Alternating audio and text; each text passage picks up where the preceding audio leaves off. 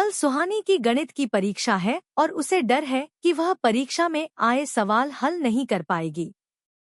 वैसे तो सुहानी गणित में बहुत होशियार थी, पर बीमार होने के कारण उसकी पिछली कुछ परीक्षाएं अच्छी नहीं हुई। इसलिए उसे लगने लगा कि वो गणित में अच्छी नहीं है। वह उदास और चिंतित होकर अपने कमरे में बैठी थी और मदद के लिए अपने दोस्त नचिकेता को याद कर रही थी। तभी उसके कमरे में खिड़की से एक फ्लाइंग टॉय कार आई। उस कार में नचिकेता बैठा हुआ था।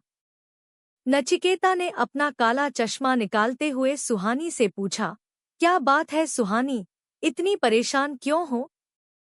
सुहानी ने अपनी परेशानी नचिकेता को बताई।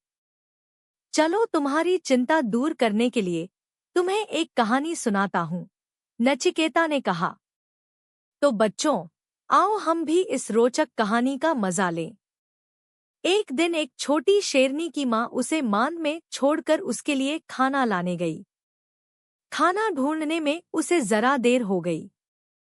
छोटी शेरनी को अपनी माँ की चिंता हुई और वह उसे ढूंढने मांद के बाहर चली गई। अंधेरे में शेरनी की बच्ची रास्ता भटक गई और भेड़ों के बाड़े में जा पहुंची। वहां बहुत सारी भेड़ें रहती थी। शेरनी अब भेड़ों के साथ ही रहने लगी। वह भेड़ों की तरह ही बर्ताव करने लगी। वो ना तो शेरनी की तरह दहाड़ती, ना तेज दौड़ती और ना ही ऊंची छलांग लगाती। भेड़ों के बीच रहकर वह खुद को एक भेड़ ही समझने लगी थी। एक बार वह दूसरी भेड़ों के साथ घास चरने गई, तभी वहां शेरनी की मां आ गई। सभी भेड़ें डरकर इधर-उधर भागने लगी, पर शेरनी वहीं खड़ी रही। उसने अपनी मां को पहचान लिया और दौड़कर उसके गले लगी। शेरनी को याद आ गया कि वह कोई भेड़ नहीं, एक शेरनी है। शेरनी और उसकी मां एक साथ दहाड़े। शेरनी को अपनी असली ताकत का एहसास हुआ।